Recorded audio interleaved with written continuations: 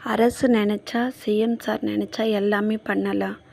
இளைய தலைமுறைகள் எபவ் 35லேருந்து எல்லாருக்கும் ஜாப் கொடுத்துட்டு ஒரு 5 வருஷம் கழித்து பர்மனெண்ட் பண்ணலாம்.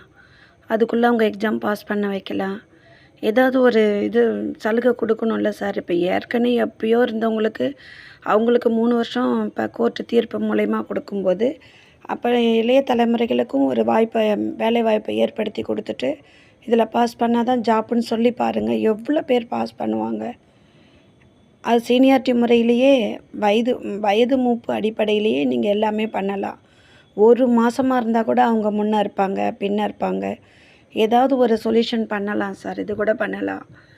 அது வரைக்கும் ஒரே இடத்துல வேலை பார்க்கணும், 5 வருஷம் ஒரே இடத்துல வேலை பார்க்கணுன்னு வைக்கலாம். இல்லை எக்ஸாம் பாஸ் பண்ணால் தான் உங்களுக்கு ப்ரமோஷன் வைக்கலாம். இல்லை மார்க் வாய்ஸ் வச்சு ஒவ்வொரு டிஸ்ட்ரிக்ட்டு பிரித்து கொடுக்கலாம்.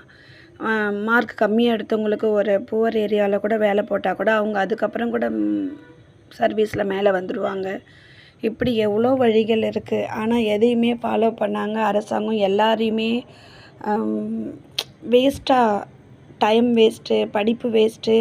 ஏற்கனவே ஆல்ரெடி எல்லாமே அந்த டிடிஎட் படித்தவங்களும் சரி, பிஎட் படித்தவங்களும் சரி, அதில் உள்ள 1ஆவதுலேருந்து 10ஆவது வரைக்கும் உள்ள புக்ஸு, ஒன் வேர்டு எல்லாம் படித்து தான் அந்த எக்ஸாம் பாஸ் பண்ணி வராங்க.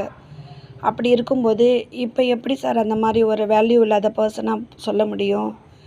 அதுக்காக கவர்மெண்ட் அதுக்கு ஒரு பொறுப்பாக ஒரு நிர்வாகம் எடுத்து அரசு ஊழியர்கள்லாம் இப்போ ஏஜ் ஆனவங்களெல்லாம் அவங்களுக்கெல்லாம் வேலையே வேணான்றவங்களாம் இருக்காங்க.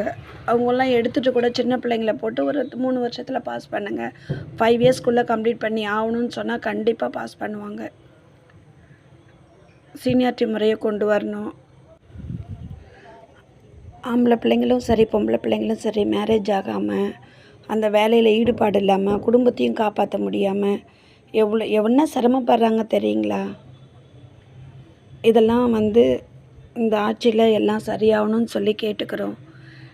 கண்டிப்பாக 2009லேருந்து அப்போ முடித்தாங்களே, எல்லாம் நின்று போச்சு இல்லையா, அதுலேயே இருந்து போடுங்க. சீனியாரிட்டி முறையில் போட்டுட்டு இவ்வளோ நாளைக்குள்ளே பாஸ் பண்ணி காட்டுங்க அப்படின்னு சொல்லி ஒரு கண்டிஷனை வைங்க. அதில் இந்த மாதிரி இவ்வளோ நாள் கொடுத்தோம் பண்ணலைன்னா ரிமூவ் பண்ணிவிடுங்க. அவங்க விதி அவ்வளோதான் அப்படின்னு போயிடும். அதில் நம்ம பாஸ் பண்ண டீச்சர்ஸு ஏஜ் ஆனவங்க பிள்ளைங்கள வச்சுட்டு கஷ்டப்படுறாங்க, கடையில் வேலை பார்க்குறாங்க, ரொம்ப கஷ்டமான வேலைலாம் பார்க்குறாங்க. அதெல்லாம் எப்படி சொல்கிறதுன்னு தெரியல. ஆசிரியர்களை முடக்கி பின்னாடி ஆசிரியரே இல்லாமல் ஆகிடும். அரசு பள்ளியில் மாணவர்களை சேர்க்கணுன்ற கோரிக்கையை இதில் வைக்கிறேன். பிள்ளைகளை எல்லா பேரண்ட்டும் கவர்மெண்ட் ஸ்கூலில் சேருங்க. அப்போ மெட்ரிகுலேஷனோட குறைஞ்சதுன்னா டீச்சர்ஸுக்கு நல்ல சம்பளமும் கிடைக்கும்.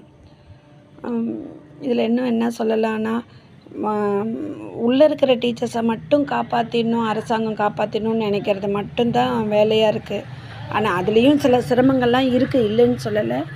ஆனால் வெளியில் இருக்கிறவங்களையும் புதுசாக போடும்போது அவங்க பிரச்சனையெல்லாம் சரியாகும் சார். கண்டிப்பாக செய்யுங்க. ஆசிரியர்களை கைவிட்டுறாதீங்க. ஏன்னா ரொம்ப நாள் 20 வருஷமாக போராடிக்கிட்டு இருக்கோம். கோர்ட்டு சொல்லியும் கேட்கல, என்சிஆர்டி சொல்லியும் கேட்கல, மனு கொடுத்தும் நடக்கலை. அதுக்கப்புறம் நேரடியாக போய் பலமுறை பார்த்தும் ஒன்றும் வேலைக்கு ஆகலை. செய்கிறேன்னு சொல்லியே கடைசியில் ஏமாற்றிடுறாங்க. கண்டிப்பாக இந்த ஆசிரியர்